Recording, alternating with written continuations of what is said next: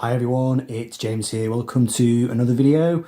So today is going to be a bit of a follow-on from the video I did last week, which was a revisiting instalment, a review of the Wings album Venus and Mars. And what came out of that video, through things I said in the video and also comments that were made on the video, that the album was overproduced. I won't go into any details now, you can check that video out if you want. I'll put the link in the video description below. But it did get me thinking about this idea of overproduced records and trying to define it. You know, what is an overproduced record? Quite a subjective term, really. I'll quickly show something. So this is All Things Must Pass by George Harrison, and I guess this would fall into the category of what might be described as an overproduced record. George's first proper solo album, and of course it was produced by Phil Spector. And I suppose Phil Spector maybe is the absolute king of overproduction. Having said that, he didn't produce all the music on this album. There are some tracks which didn't have him in the producer's chair quite so much. I think it's a bit of a myth that the entire album is this great big boomy, echoey cacophony. There are some tracks which don't have that sound, but clearly there are some that do. There's quite an interesting story actually about, I think it was the recording of the track Wah Wah, and George Harrison had been down on the studio floor doing a take with the other musicians, and he thought it was a really great sound, and he went into the control room where Spector was, and Spector played him back just a sort of rough mix that he'd done, and George was absolutely horrified, and he said to Phil, it sounds awful, it sounds terrible. And you know, I don't think, it sounds strange to admit it, I don't think George was a big fan of the sound of this record, even though it was the album which made him really as a solo star, and it's still seen as his magnum opus. You know, in later years he stripped away the Spector production and released a de-Spectified version of it, but I guess you could use this record and Phil Spector in general as a kind of definition of overproduction, where you've got a song or a track and you just pile on the layers, you know, lots of instruments, lots of sounds going on, you know, a huge cacophony, just excess really, excessive ingredients, and it can make the record difficult to mix, difficult to put together in the mix at the end, and yeah, that's one definition. So we'll have that as our first one. So I've picked out 10. I'm not going to particularly rank these apart from the final, I think it's the final 4. I'm going to go 4, 3, 2, 1 with what I consider to be the most overproduced album of all time. But apart from those last 4, these are not in any particular order, but they're just ones that I thought of. Roy Wood and the Wizard album Brew. I think this is quite a famous example of overproduction. I think it was Bev Bevan actually who said that he always considered the Roy Wood production style to be just basically everything and the kitchen sink. Roy had a habit of, well, he was one of those musicians who could do everything himself, a bit like Stevie Wonder and McCartney. Stevie Wonder was not somebody, I don't think, who ever really indulged in overproduction. His stuff always seemed to be, you know, every ingredient in the mix seemed to have its place and everything was very well balanced. Roy Wood, maybe less so, I don't know. His stuff is very maximalist. And of course he was influenced by Phil Spector, you know, the great Christmas hit, I Wish It Could Be Christmas Every Day. And in fact, really all of Wizard's career was really a homage to Spector. So yeah, I think that one would fit the bill. Wizard, Brew. Great fun. Must do a video on Roy at some point. This one, a record that I've been listening to again recently. This is Spike by Elvis Costello. This one often gets accused of overproduction. I don't think necessarily it's the main problem with this album, which I do really like. I do really like it. I think the main issue is the album can't quite decide what it is. You know, is it a kind of folky album with Irish pipes in it, or is it something a bit more sort of Americana, you know, Tom Waitian? It's sort of two ideas for an album rolled into one, essentially. So it's got this kind of split screen kind of effect. But in terms of overproduction, just the sheer number of musicians and the sheer number of influences he tries to bring to bear. So you've got Roger McGuinn on 12 string, you've got Paul McCartney on bass, T-Bone Burnett, the Dirty Dozen brass band from New Orleans, giving that Americana flavour, Mitchell Froome, Benmont Tench from Tom Petty and the Heartbreakers, Chrissie Hynde appears on a track. Just so many people on this album. You've got just a huge mix of stuff really. And it's 1989, and you know, as you get into the 80s, there was more of a dominance really of overproduction as the technology gathered momentum. Not really Costello's thing. He never really got into kind of techno or electronic music, but I think he definitely, with this record and maybe the one after, which was Mighty Like a Rose, I think he maybe started to lose sight of that kind of urgent simplicity which had been in his earlier records, and was starting to go for something a bit more baroque and a bit more OTT. This record now has its detractors, but you know, I really like it. But anyway, yeah, Spike, I think, does contain a bit of overproduction. This one might upset some people because I do think this album is very artfully done. This is The Dreaming by Kate Bush, which was her 4th album, I think. I think that's right. It was the sequel to Never Forever, wasn't it? Now, Never Forever, she'd started to experiment with Fairlight synths on that record, but it was quite low-key. They were quite, you know, they were not pushed to the forefront. On this album, she went just totally hell for leather into the realm of early digital sampling, the Fairlight synth, really experimental sound, quite a kind of harsh, disorientating sound. And this is really an example, I suppose, of where the production comes into focus almost as the main event. You know, using the studio, making something very conspicuously big production.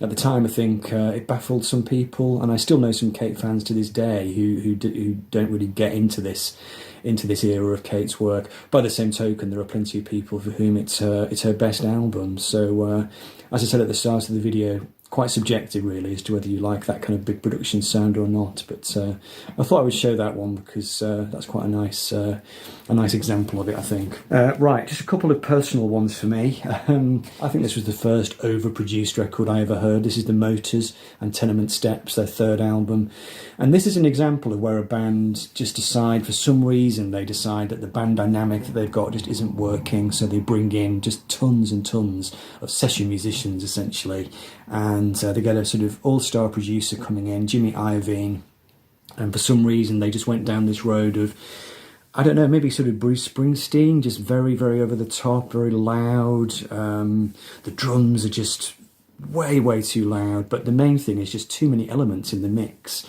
So in the song Love and Loneliness, there's this really loud, distressing guitar sound that comes in just at the end of every chorus. It's almost horrific, you know, it's grotesque, it's just too much OTT, far too much production. There are some great songs on this album and I love it dearly, but I do wish they could have dialed that down a bit, and it would be really nice to hear some kind of remix of it, but dream on. And of course I'm going to show Squeeze, because I always try and get them into any video that I do, and this is the famous overproduced album by Squeeze from 1985, Così fan tutti frutti, which was the Reformation album they did after breaking up in 82. And this was the one where they brought in a producer called Laurie Latham, who'd been Paul Young's producer. And really, it was Glenn Tilbrook trying to come up to date with the sort of 80s sound that he was hearing. You know, bands like Duran Duran and Japan. They brought in Keith Wilkinson, the bass player, who played fretless bass. And this album has just got just loads and loads of technology on it.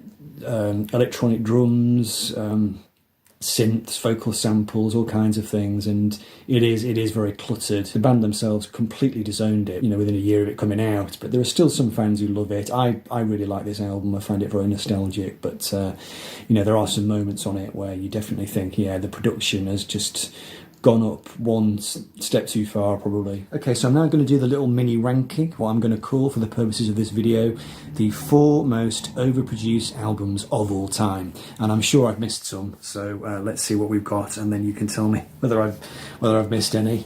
So coming in at number 4, I'm going to go with Def Leppard and Hysteria, their 4th album, and the 3rd to be produced by Mutt Lange. So he'd done High and Dry and Pyromania, and the sound that he was going to do for this album was already drifting into focus.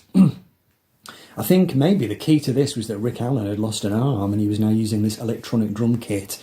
You know, perhaps that was the sort of catalyst for how they built the sound, because, you know, the drums are often the base layer of any rock or pop track, and they Mutt just built this towering edifice of thickly layered backing vocals and just heavily flanged guitars, lots of keyboards. This is the 80s, of course, again.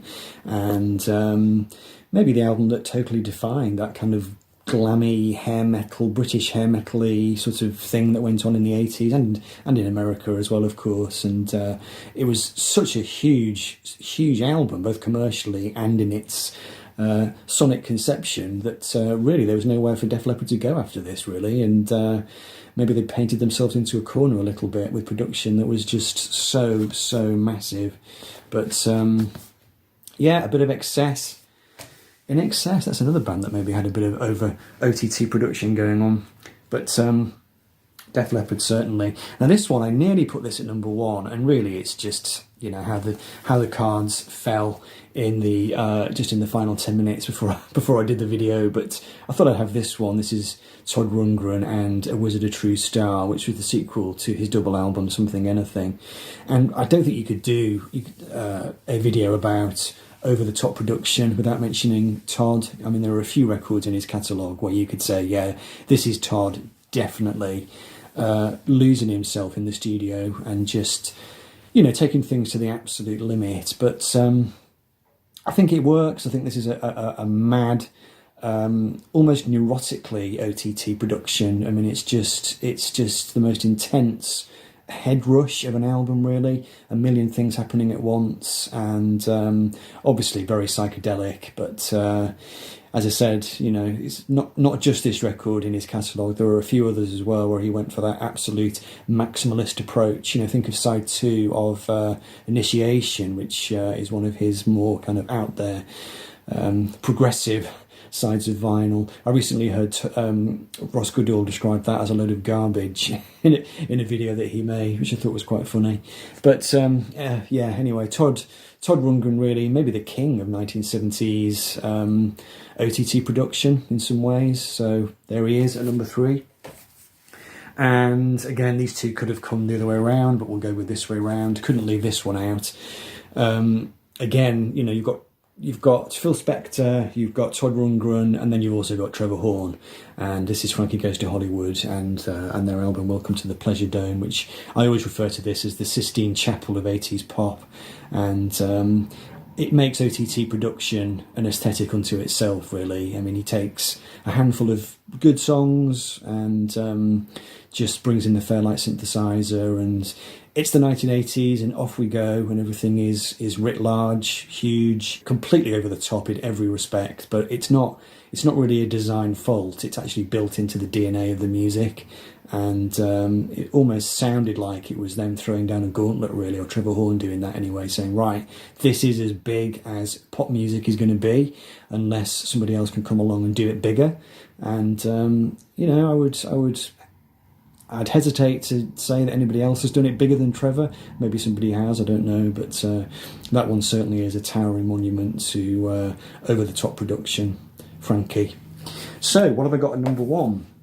Well, number 1 is a sort of a bit different, really. It's not that kind of maximalist approach. It's a bit of a different way of looking at overproduction.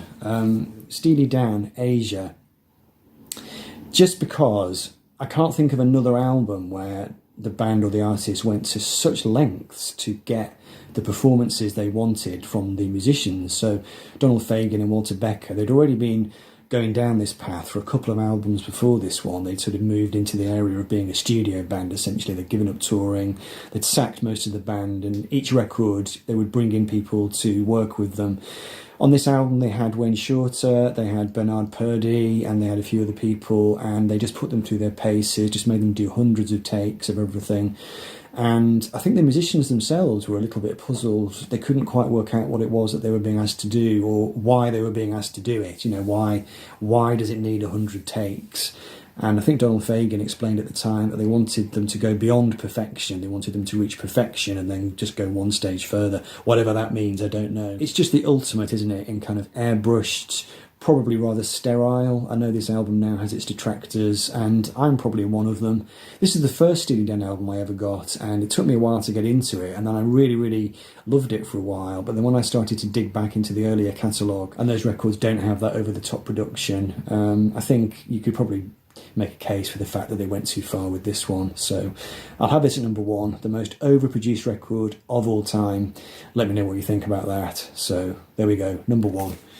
So that's my 10. Maybe somebody else can jump on this if you can think of any more. There were at least another 10 records I thought of, but I thought I would try and contain myself. You know, obviously you've got things like Sergeant Pepper and Her Satanic Majesties and that kind of thing, but I thought I would try and contain it. Anyway, ramble over. Hope you enjoyed the video, and I'll see you next time.